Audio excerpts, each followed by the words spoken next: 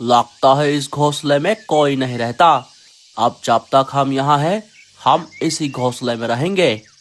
परदेसी पंछी अपना सामान लेकर अपने परिवार समेत घोंसले के अंदर चला जाता है।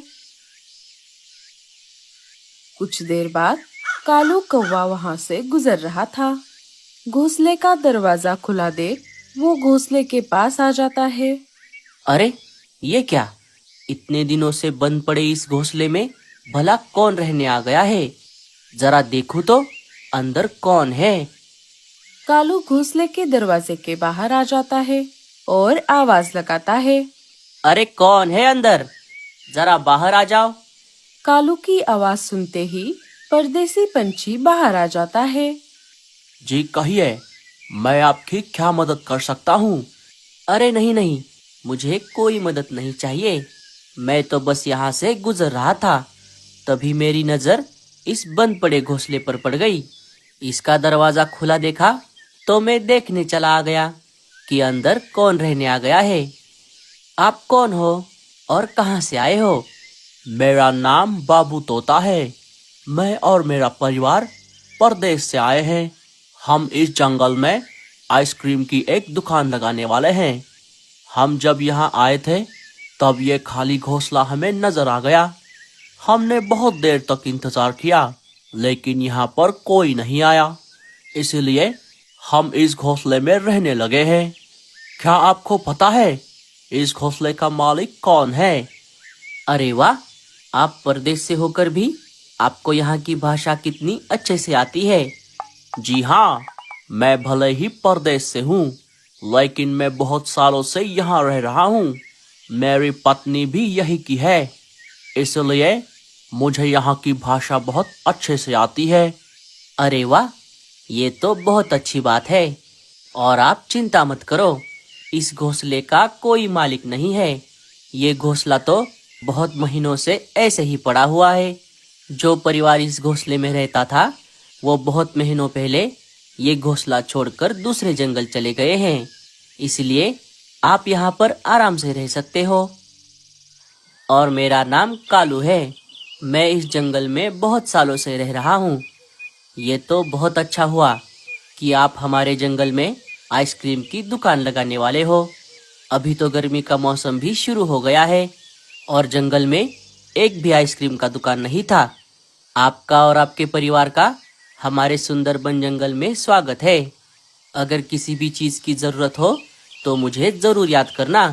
मेरा घर थोड़ा आगे जाते ही झरने के पास वाले पेड़ पर है। चलो, अब मैं चलता हूँ। ठीक है, आपका बहुत बहुत शुक्रिया। कालू वहां से चला जाता है। परदेसी पंछी घर का दरवाजा लगा लेता है। अरे सुनती हो, इस जंगल के पंछी तो बहुत चिपकू है। हमें जरा सावधान रहना होगा। कालू अपने जंगल के सारे पंछियों को ये बात बता देता है। अरे वाह, आइसक्रीम! आइसक्रीम का नाम सुनकर तो मेरे मुंह में पानी आ गया। अब बस हमें कल तक का वेट करना है। कल से हमें रोज ठंडी ठंडी आइसक्रीम खाने को मिलेगी। हाँ हाँ टुनी, अब इस पूरे गर्मी के मौसम में हम रोज आइसक्रीम खाएंगे। रात हो जाती है। सारे पंछी सो जाते हैं। सुबह हो जाती है। परदेसी पंछी और उसका परिवार सारे पंछी जहाँ से आते जाते रहते हैं, वहाँ पर अपना आइसक्रीम का दुकान लगा देता है। आइसक्रीम ले लो, आइसक्रीम। मीठा मीठा, ताजा ताजा आइसक्रीम ले लो। थोड़ी ही देर में वहाँ से आने जाने वाले एक एक पंछी आइसक्रीम की दुकान पर रुकने लगे और अपने पसंदीदा फ्लेवर का आइसक्रीम खाने लगे। 2-4 दिनों तक ऐसा ही चलता रहा। फिर एक दिन रात के समय अरे सुनती हो, हमें यहाँ आकर 2-4 दिन हो गए हैं। मैंने पूरे जंगल को देख लिया है। अब हम यहाँ पर जिस काम के लिए आए थे, हमें उस काम में लग जाना चाहिए।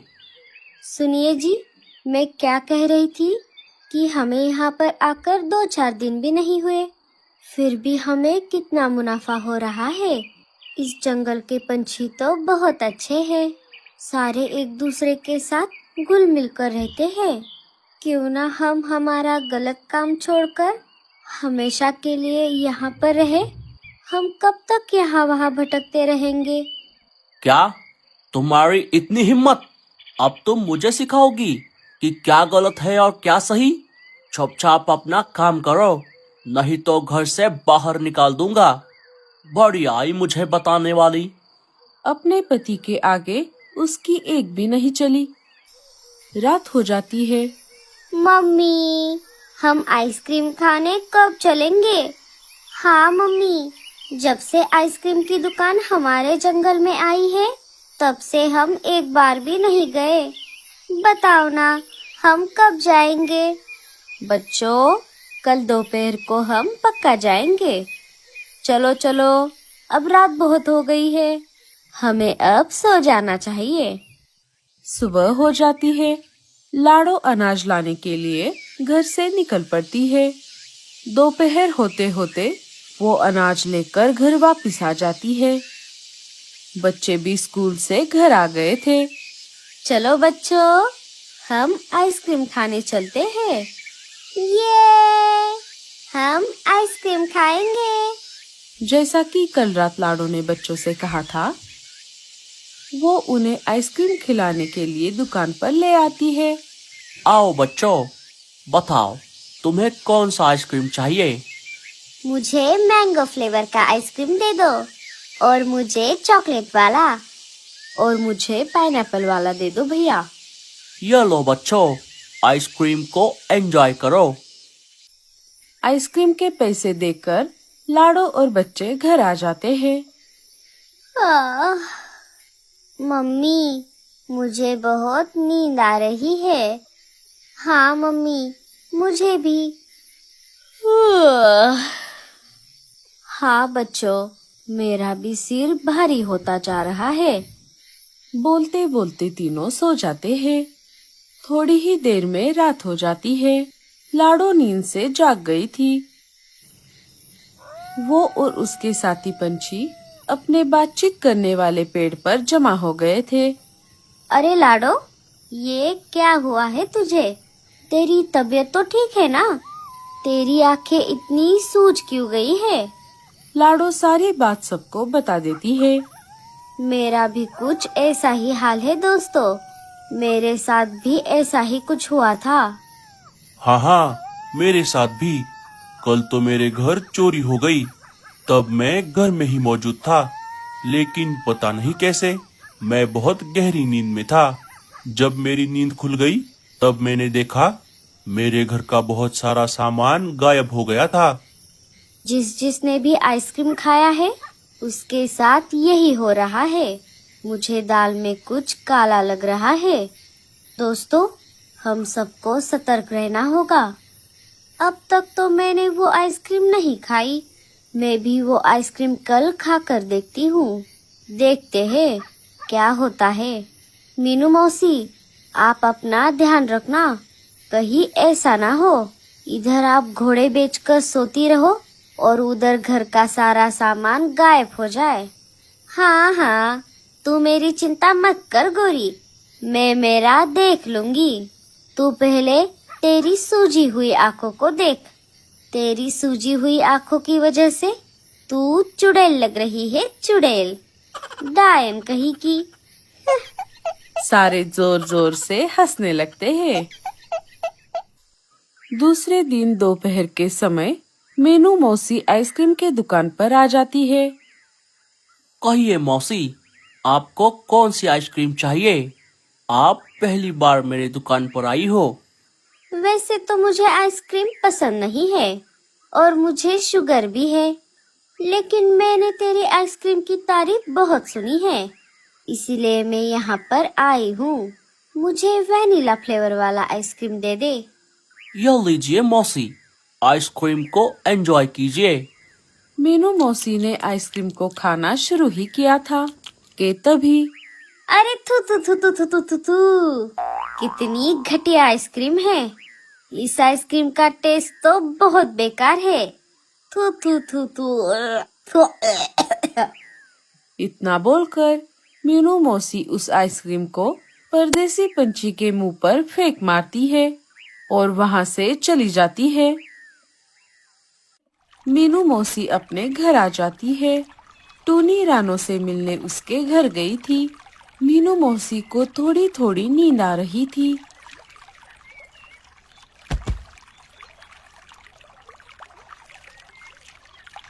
जरा देखो तो मेरे कैमरे में क्या रिकॉर्ड हुआ है।